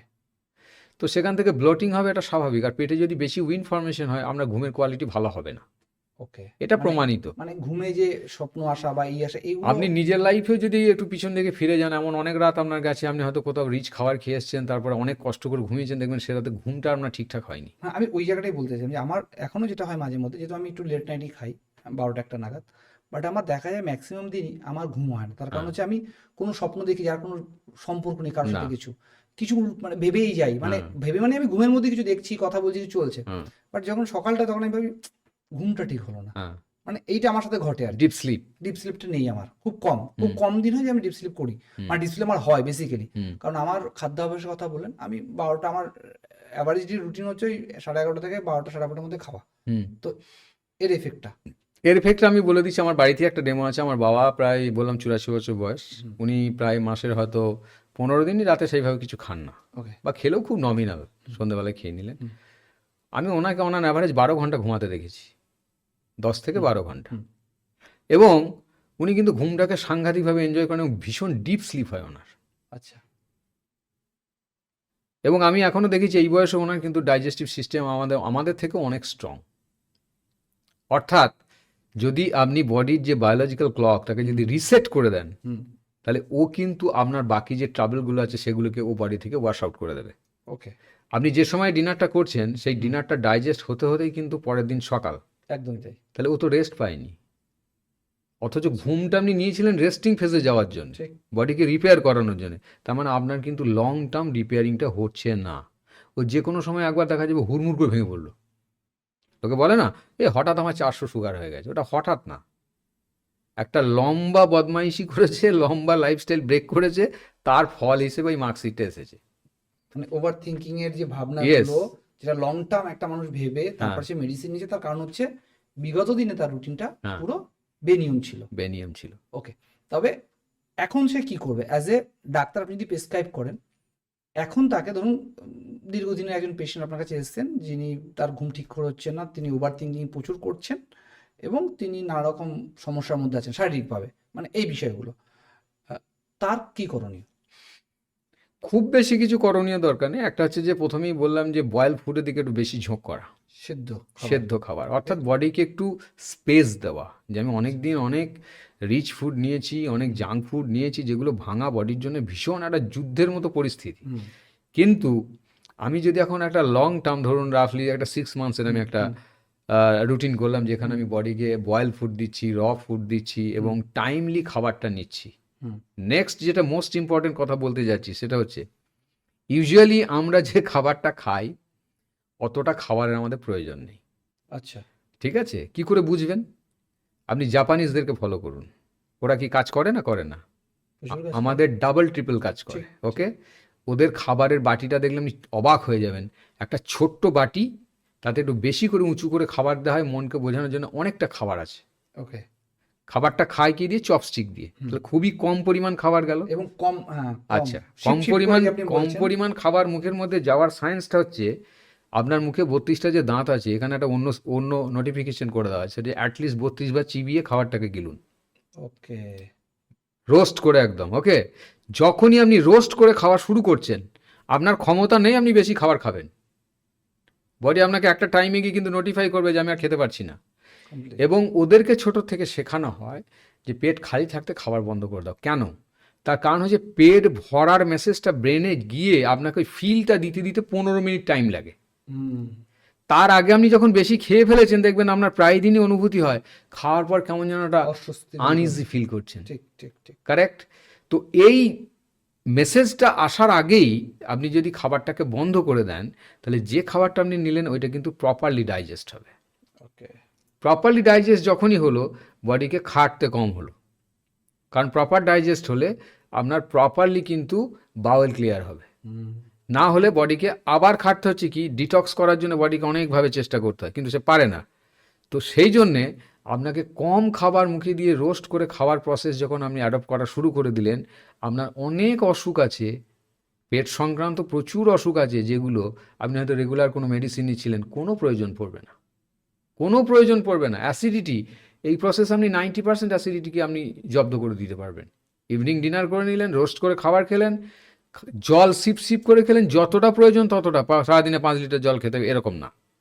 আপনি কোনো প্রাণীকে দেখাতে পারবেন সে এরকমভাবে 3 লিটার বা 4 লিটার জল খায়? তার যতটা প্রয়োজন ততটা খায়। একটা সিংহ নদীর ধারে এলো, জিভ দিয়ে চেটে চেটে 10 বার হোক 20 বার হোক যতটা জল খেলো সে চলে গেল। হুম। আপনি আননেসেসারি জল খেয়েই যাচ্ছেন, তো আপনার কিডনির কী হাল হবে? আপনি তো উল্টো কথা বলছেন স্যার। সবাই বলেন যে 3 লিটার বা 4 লিটার মানে কোনো একটা মাপদণ্ড বলে দেয় যে এতটা জল খাওয়া উচিত, কিন্তু আপনি বলছেন না অতটা দরকার নেই, সিপ সিপ করে খেয়ে যাও যতক্ষণ তৃষ্ণা আসছে বেসিক্যালি। তা আপনি বলতে কি চাইছেন? আমি যেটা বলতে চাইছি সেটা হচ্ছে যে আমার বডি আমার সঙ্গে সবসময় কমিউনিকেট করে। আমি কি শুনি? আমি একটা এক্সাম্পল দিচ্ছি, আপনি খুব ইজি বুঝতে পারবেন। বলুন। আপনার প্রচণ্ড পিপাসা পেয়েছে, আপনি তেঁতুপুরে এসেছেন, সামনে জল রাখা আছে, আপনি জলটা খাচ্ছেন, আপনার জলটা কতটা টেস্টি লাগে? ভীষণ টেস্টি লাগে দেখবেন সেই সময় যখন আপনি স্টার্ট করছেন ড্রিঙ্ক একদম করতে। একদম। কারেক্ট? জলটা যেন মিষ্টি মনে হচ্ছে আপনার, এত এত এত তখন টেস্টি জল। বেশ, খুব মাইনিউটলি ফলো করুন। আপনি জল নিচ্ছেন, অর্থাৎ বডিকে আপনি স্যাচুরেট করছেন, হুম। টেস্টটা ফিকে হচ্ছে আস্তে আস্তে। একটা সময় আসবে যখন দেখবেন জলটাকে আর আপনি টেস্ট পাচ্ছেন না, বডি আপনাকে নোটিফাই করে দিল আর আমার জলের দরকার নেই। আচ্ছা। আমি কি আদৌ আমার বডির সঙ্গে কানেক্টেড? আমি কানেক্টেড না হলে আমি অন্যের কথায় ওইভাবে জল ভিতরে ভরে দেবো। যেই ভরে দেবো বডি কিন্তু জানে যে আমি ডুবে যাচ্ছি, সঙ্গে সঙ্গে জলটাকে বের করে দেবে। অনেক মানুষকে দেখেছি আমি যারা বলে বারবার জল খেতে অত মনে থাকে না বা খাওয়া হয় না, একবার ধরে পুরো হাফ গ্লাস বা 1 গ্লাস পুরো বা 1 বোতলের হাফ বোতল একবারে খেয়ে শেষ করে দেয়। হুম। দিয়ে আমি আবার হয়তো ঘন্টা 4-5 না খেলে আমার চলে যাবে। এই গল্পটা কিন্তু আমার চোখে দেখা অনেকের ক্ষেত্রে আছে। হ্যাঁ, একদম ঠিক। প্রথম কথা হচ্ছে যে জল খেতে মনে থাকার দরকার নেই। তো জল খেতে মনে থাকার এই কারণে দরকার নেই, জল যেমন খিদে পেলে আপনি বুঝতে পারেন কি পারেন না? পারেন তো? কি করে পারেন? আপনার হাঙ্গার পেন হয়। এক এক একই কোশ্চেন আপনি যখন অন্য কোনো প্রাণীর ক্ষেত্রে দেখছেন যে সে কীভাবে জল খেতে আসে, তার যখন জল পিপাসা পায় সে কিন্তু খুঁজতে শুরু করে কোথায় জল আছে, কোথায় জল আছে, কোথায় জল আছে। হুম। আপনার যখন জল পিপাসা পাচ্ছে তখন আপনি জল খোঁজ করছেন কি না? করছেন তো। ঠিক। তো আপনি আপনার বডি তো আপনাকে জানাবে যে আপনার জল পিপাসা পেয়েছে, কিন্তু আপনি জল পিপাসা পেয়েছে সেই ফিলিংসটাই আসতে দিলেন না, আপনি জল খেতে শুরু করলেন। এরকম একটা ঘটনা ঘটেছিল, জলের ক্ষেত্রে না, খাবারের ক্ষেত্রে। ইউএসএতে একদল চাইল্ড স্পেশালিস্ট একবার বলেছিলেন 2 ঘন্টা পর পর বেবিকে ফিড করবেন, এবং বেশ কিছু বাচ্চা কিন্তু তখন এক্সপায়ার করে যায় এই প্রসেসে খাবার খাওয়ানোর জন্য। কারণ বেবি কখন খাবে সেটা তাকে শিখিয়েই কিন্তু ওপরওয়ালা পৃথিবীতে পাঠিয়েছেন। তার খিদে পেলে আপনি তখন আর তাকে কোনোভাবেই চুপ করাতে পারবেন না, সে চিৎকার করতেই থাকবে।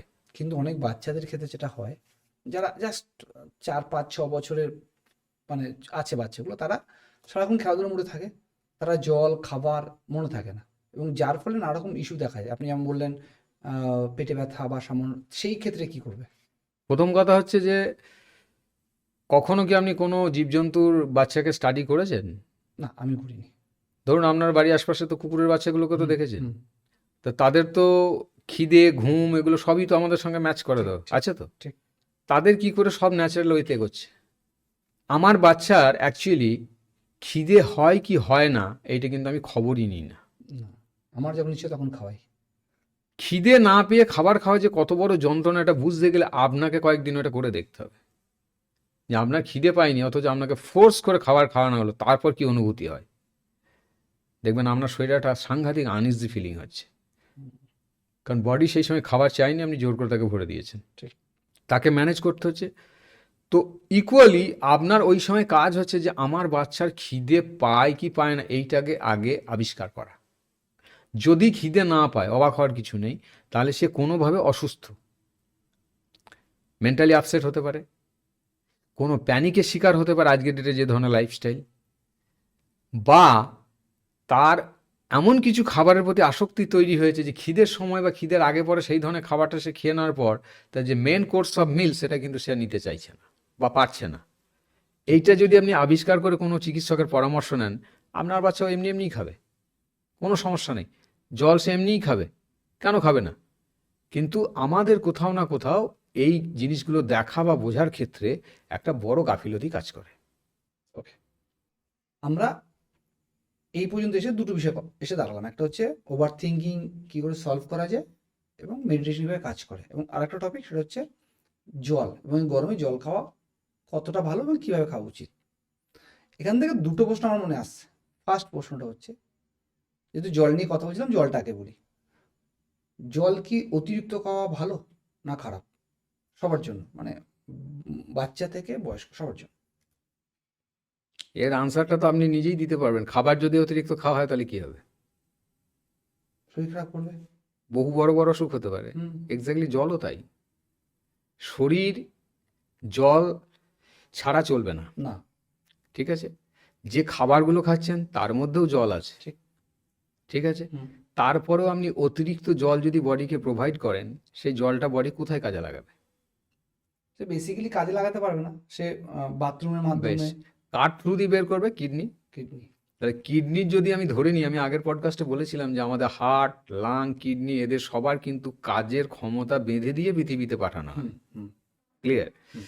তাহলে আপনি কিডনিকে দিয়ে যদি ওভার ফাংশনিং করিয়ে নেন কম বয়সের মধ্যে, তাহলে আপনার একটু বয়স বাড়ার সঙ্গে সঙ্গে সে ট্রাবল আসবে না, আসবে না? আসবে তো বটে। Very simple. তাহলে জল আমি কিভাবে খাবো? সিপ সিপ করে খাবো, সারাদিন ধরে সিপ সিপ করে খাবো, হুম, বোতলে খাবো না। ঘটি হলে সব থেকে ভালো, না হলে অন্তত পক্ষে গ্লাস, কাঁসার গ্লাস, ওকে, প্লাস্টিক নয়।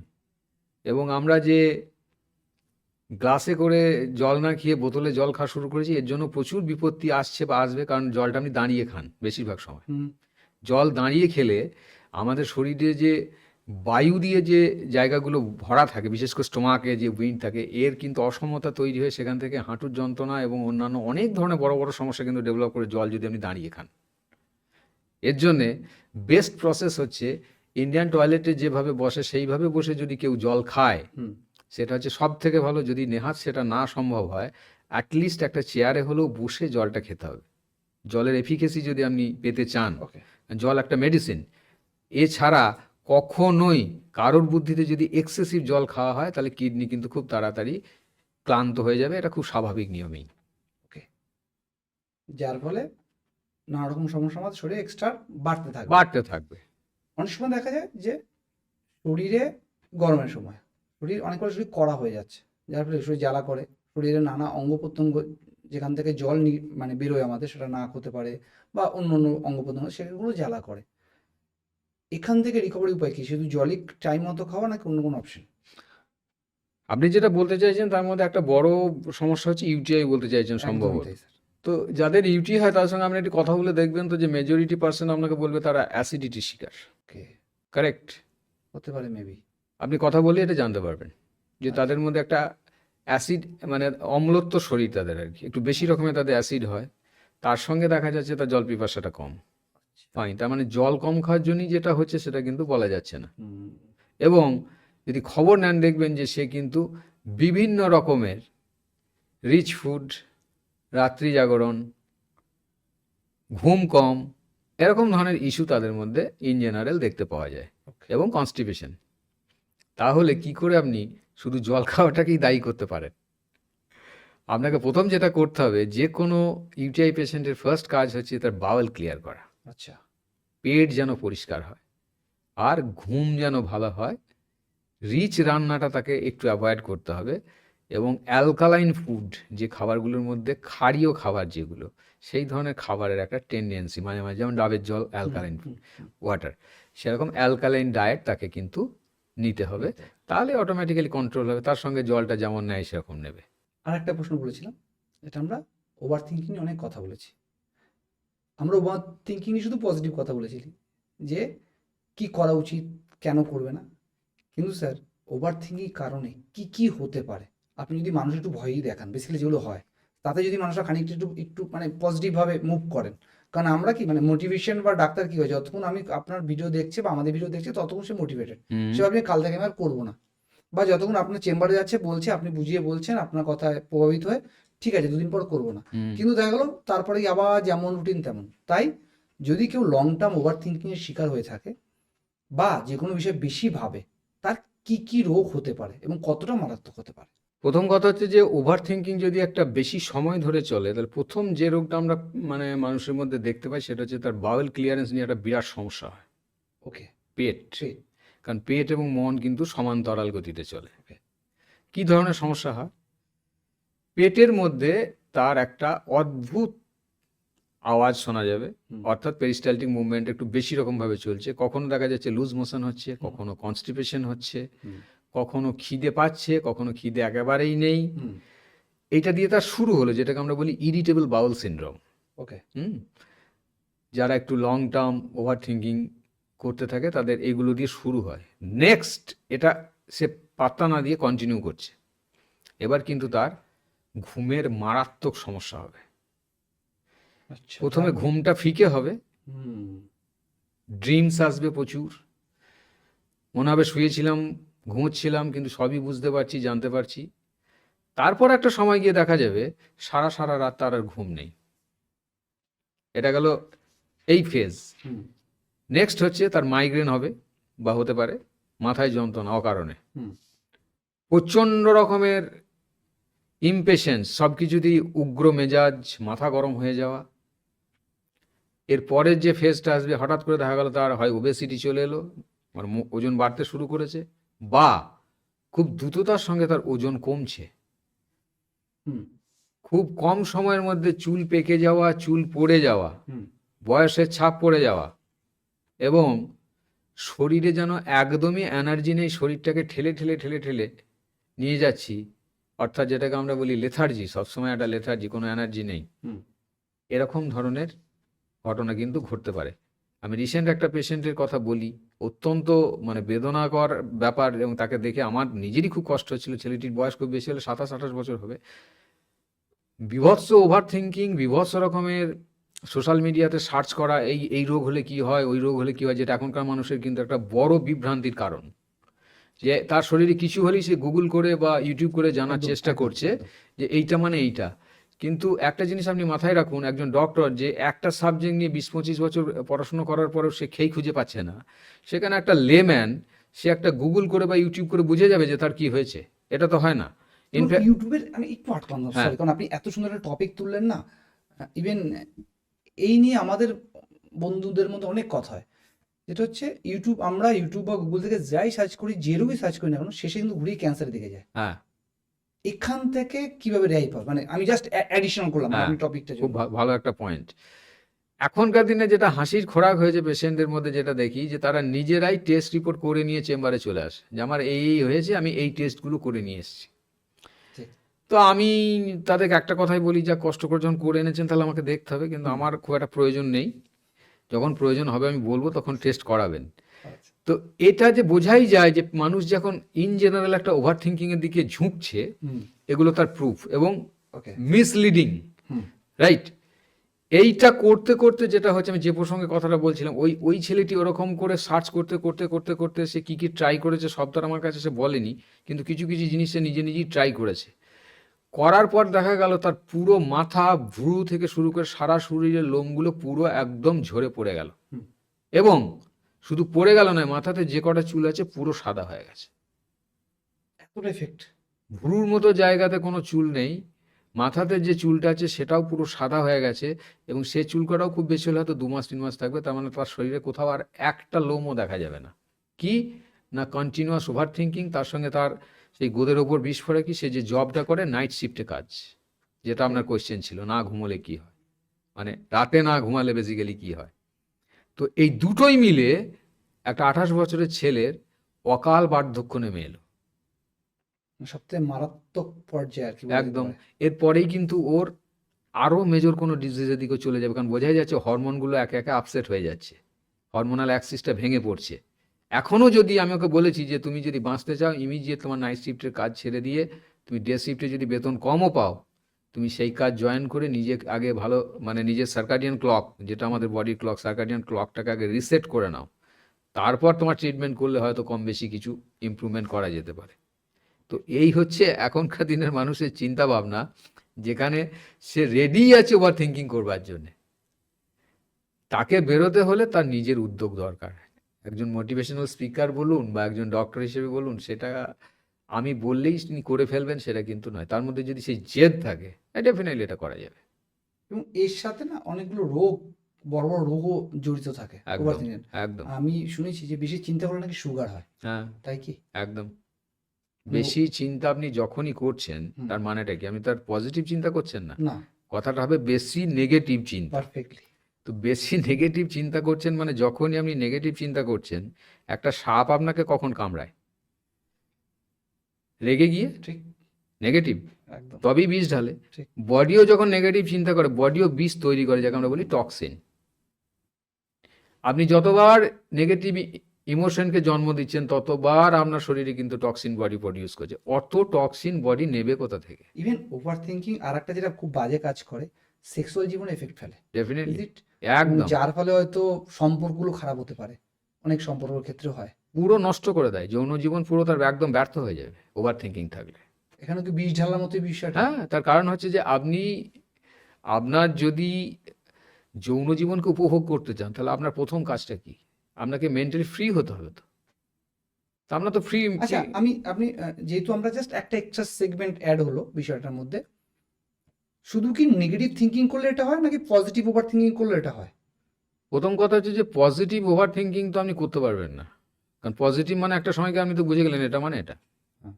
এর কোনো অনেক সময় না যে আমি এটা করলে আমার এই হবে, আমি এইভাবে করবো, পজিটিভ, হয়তো বাস্তবের সাথে মিল নাও হতে পারে বা বাস্তবের সাথে আসলে নাও মিলতে পারে, but that's call over thinking. তো সেই ক্ষেত্রেও কি সেম এফেক্ট হতে পারে নাকি শুধু নেগেটিভের ক্ষেত্রেই হয়? আপনি যেটা বলতে চাইছেন ওটাকে বলা যেতে পারে ফ্যান্টাসি। হ্যাঁ, লাইক লাইক দ্যাট। ঠিক আছে, যেটা বিশেষ কিছু অ্যাডিকশনে এই ফ্যান্টাসির জন্ম দেয়। যেমন হ্যাঁ, যেমন ধরুন কেউ যদি ক্যানাবিস নেয়, হুম, ঠিক আছে, তো তাদের ওই ক্যানাবিসটা নেওয়ার পরে আমি আমার কাছে যখন পেশেন্টরা আসে আমি জিজ্ঞেস করি কেন নেন, বলে খুব আনন্দ হয়। আনন্দটা কি? সে নিজেকে যেমন চাইছিল সেরকম ভাবতে পারে, হুম, এবং তার মধ্যে ওই ফিলটা একটা লম্বা সময় ধরে কাজ কাজ করে, করে। যে কারণে যখনই ওই নেশাটা কাটছে হুম, সে কিন্তু ওটাকে আবার বুস্ট করছে। ঠিক, কারেক্ট? একদম তো এটা কিন্তু ফ্যান্টাসি, এটা কিন্তু পজিটিভ থিঙ্কিং নয়, নেগেটিভের মধ্যেই পড়ছে। ওকে, এটাও নেগেটিভ থিঙ্কিং। তার মানে ওভারঅল ঘুরিয়ে সেই কারণ বিষয়টাকে ও আসছে। প্র্যাকটিক্যালকে ফেস করতে চাইছে না। হুম, বাস্তবের মাটিতে পা দিয়ে চলতে গেলে যে ধরনের ধাক্কাটা খাওয়ার দরকার সেটাকে সে মানতে রাজি নয়। ওকে, সে তার ইমোশনের জগতে এটা পুষিয়ে নিতে চাইছে। ওকে। আমরা সেক্স নিয়ে কথা বলছিলাম, কতটা ক্ষতি করে, কি কি ক্ষতি করে ওভার থিঙ্কিং, যা সবকিছু আমরা ওভার থিঙ্কিং নিয়ে আছি। ওভার থিঙ্কিং থেকে আপনার যৌন জীবন পুরোপুরি নষ্ট হয়ে যেতে পারে, পুরোপুরি। কারণ ইরেকটাইল ডিসফাংশন হুম, একটা বড় কারণ ওভার থিঙ্কিং। ওভার থিঙ্কিংয়ের জন্য আপনার আর্লি ইজাকুলেশন হয়ে যেতে পারে, হুম, সেটা একটা বড় কারণ যে আপনার আজকের দিনে যে ডিভোর্স ফিউজগুলো যে হারে সমস্যার জায়গায় চলে আসছে। তার একটা অংশ। হ্যাঁ, এবং ওভার থিঙ্কিংয়ের জন্য যেহেতু আপনার মধ্যে ওভার থিঙ্কিং হচ্ছে মানে কি, হয় আপনি ভয় পাচ্ছেন, প্যানিক হচ্ছে। নয় আপনি প্যানিক করছেন। হুম, তো আপনি তো ফ্রি নন যে আপনি লাইফটাকে এনজয় করবেন। তো আপনার পার্টনারকে আপনি যেভাবে তার সঙ্গে কোঅপারেট করা উচিত, যে ধরনের আপনার ফিলিংস শেয়ার করা উচিত, সেগুলো সবই মেকানিক্যাল হয়ে যাবে। হুম, অভিনয়। কারেক্ট? তো মেকানিক্যাল হওয়ার জন্য আপনার পার্টনার কিন্তু সেগুলো বুঝতে পারবেন, ঠিক, এবং উনি কিন্তু অটোমেটিক্যালি আপনাকে আর সেইভাবে চাইবেন না, কারণ এটার মধ্যে কিন্তু কোথাও না কোথাও একটা ডেফিসিট কাজ করছে। অপোজিট পার্সন তো বুঝতেই পারবে যে বুঝতেই আমার পারবে। চাহিদা মতো ব্যাপারগুলো আসছে। এবং এমনও হতে পারে যে আপনি সাবজেক্টটাকে অ্যাভয়েড করছেন, উনি চাইছেন, তখন আপনার মধ্যে আবার একটা প্যানিক শুরু হয়ে গেল যে আমি কি করে Manage করবো। তাকে ম্যানেজ করে চলবো। ঠিক ঠিক ঠিক। ওকে, সো ওভার থিঙ্কিংয়ের মানুষ কিন্তু এই ধরনের সাবজেক্টগুলোতে খুব বেশি নিজেকে স্যাটিসফাইড জায়গায় রাখতে পারে না বেশি দিন, আমাদের কাছে যে পেশেন্টগুলো এই প্রবলেমগুলো নিয়ে আসে তাদের মেজরিটির মধ্যে দেখেছি কোনো না কোনো কারণে সে ভীষণ ওরিড ছিল হুম। বা প্যানিক ছিল, তারপরে সে তারা এই প্রবলেমগুলো ডেভেলপ করেছে। এই ওভার থিঙ্কিং এর কোনো কি ওষুধ আছে আদৌ হোমিওপ্যাথির অধ্যায়ে আছে? এক্সেলেন্ট রেমেডি আছে হোমিওতে। মাইন্ডের উপর কি মিরাকেল ট্রিটমেন্ট এবং কি মিরাকেল মেডিসিন আছে, আমি দু একটা কেস বলি তাহলে বুঝতে পারবেন। হুম। একটি পেশেন্ট হুম। যে সেই অর্থে এডুকেটেড নয় হুম। এবং সে মানে তার ক্রাইম করাটা তার কাছে কিন্তু জলভাত। ওকে। ওকে, কাউকে ইনজিওর করা বলুন বা কথায় কথায় গায়ে হাত তুলে দেওয়া বলুন, মানে ভয় ডর বলে সাবজেক্টটা তার মধ্যে কিন্তু কিছু নেই। হুম। তো সে এরম ধরনের ক্রাইম সে মানে করতেই থাকে, মানে ওটা তার কাছে একটা মানে কি বলবো, যেমন আপনি যে কাজগুলো করি ওটা তার কাছে একটা কাজ। হুম। মিসেস এসে বললো যে মিসেস খুবই ভালো সাত্ত্বিক মহিলা, উনি চান যে ওনার এই মতিগতিটা পরিবর্তিত হোক। ওকে। ফাইন। তো উনি আমার কাছে একটা অন্য প্রবলেমের জন্য নিয়ে এলেন। ওনার একটা ফোড়া হয়েছিল, ফোড়াটা ফাটানোর জন্য, এবং আমাকে উনি আলাদাভাবে বলেছিলেন যে এই ব্যাপার, যদি এটা কিছু করা যায়। হুম। তো ফাইন, আমাদের হোমিওতে মেডিসিন আছে, মেডিসিন দেওয়া হলো এবং তার মাইন্ডে এমন একটা চেঞ্জ এসে গেল। চেঞ্জটা হচ্ছে যে তার মাইন্ডে ক্ল্যারিটিটা ডেভেলপ করে গেল। ওকে। সেই লোকটাই তো আছে, হুম। সে তখন ওই কাজগুলো যে ঠিক নয় ওইটা কিন্তু বুঝতে পারলো, এবং বাই 6 মান্থস দেখা গেল সে আর ওই ধরনের অ্যাক্টিভিটির মধ্যে, যেটা তার একটা খুব আনন্দের সাবজেক্ট ছিল, সে কিন্তু আর ওটার মধ্যে যেতে চাইছে না। মানে হোমিওপ্যাথি দিয়ে কারো জীবন পাল্টে দিচ্ছেন আপনি ইয়েস বেসিক্যালি, মানে ইয়েস, কারো ইটস পসিবল। জীবনের লক্ষ্য পাল্টে দিচ্ছেন। কারণ হোমিও ট্রিটমেন্টটা টোটালি সাইকোলজিক্যালি করতে হয়। মানে এটা কি আদৌ সত্যি? পুরোটাই সত্যি এবং সাইকোলজিক্যালি করতে হয়। হোমিও বই খুললে আপনি দেখবেন প্রথমেই মনের উপর যত সিমটম, ঠিক আছে? তো সে পেশেন্ট কিন্তু এখন দিব্যি হরিনাম করে। তার মানে যারা ওভার থিঙ্কিং করে তারা যদি হোমিওপ্যাথি কোনো ট্রিটমেন্ট করে আপনার কাছে বা আপনার মতো যারা হ্যাঁ। প্র্যাকটিস করে তাদের কাছে, তো সে ওভার থিঙ্কিং থেকে বাঁচতে পারে। ডেফিনেটলি বাঁচতে পারে। ওভার থিঙ্কিংয়ে 3টে জিনিস আপনাকে মাথায় রাখতে হবে। একটা হচ্ছে যে ট্রিটমেন্ট, যে ট্রিটমেন্ট আপনাকে অনেকটা কন্ট্রোল করতে হেল্প করবে, হুম। ঠিক আছে? ওকে। ওখানে আপনি কিন্তু একটা রিল্যাক্স হয়ে গেলেন। হুম। নেক্সট হচ্ছে যে আপনার হ্যাবিটটাকে একটু চেক করে নেওয়া, ওকে। আর ফুড হ্যাবিটটা বা লাইফস্টাইলটাকে একটু চেঞ্জ করে দেওয়া, ফলোড বাই আপনার দিনচর্যার মধ্যে কোনো না কোনো পজিটিভ অ্যাক্টিভিটিকে অ্যাড করে দেওয়া, যাতে আপনি পরবর্তীতে আবার ওইখানেই না ফিরে আসেন, কারণ আপনি সেই মানুষটাই কিন্তু, তাহলে ওটা লক হয়ে গেল। আজকে আমাদের এই ডিসকাশনটা আমার মনে হলো যে অ্যাটলিস্ট ওভার থিঙ্কিং একটা বড় সাবজেক্ট, আমরা ডিসকাস করলে তো আরো শেষ হবে না, কারণ আমাদের আরো বিরাট অনেক subject, আলোচনার বিষয় আছে। বিরাট সাবজেক্ট। তো আমরা ছোট্ট এই কিছুক্ষণের মধ্যে আশা করি আমরা একটা ভালো মানুষকে পথ দেখাতে পারলাম আপনার মাধ্যমে, মানে আপনি হয়তো দেখাতে পারলেন। তো থ্যাংক ইউ স্যার, আপনি ভালো থাকুন। আপনার এবং আপনার টিমকেও থ্যাঙ্কস এই সুযোগটা দেওয়ার জন্য, যে অডিয়েন্সের কাছে পৌঁছানো, তাদের একদম, কারো কারো একদম। কিছু কিছু এই টিপস কাজে লেগেছে, অনেকে কমেন্টস করেছেন।